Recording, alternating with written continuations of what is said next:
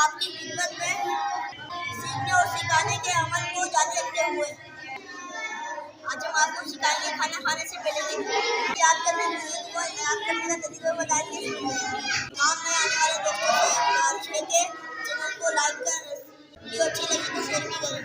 याद करने का तरीका ये है कि इस वीडियो को अपने पास सेव कर लें। याद करने का तरीका ये है कि इस वीडियो को अपने पास सेव कर लें। जब भी खाना खाएं तो इस वीडियो को देखते हुए मेरे साथ दुआ करें, इससे आपको बहुत जल्दी दुआ याद हो जाएगी।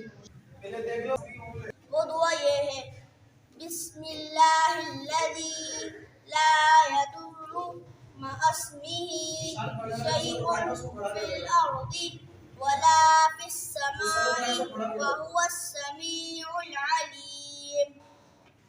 ये थी वो दुआ, इसे खुद भी याद करें और अपने घर वालों को भी याद कराएं। इस दुआ से हमारे खाने में बरकत होती है और हमारे साथ शैतान खाना नहीं खाता। इस दुआ से हमारे खाने में बरकत होती है और हमारे साथ शैतान खाना नहीं खाता। वीडियो अच्छी लगे तो इसे शेयर करें और इसे लाइक करें और सब्सक्राइब करें।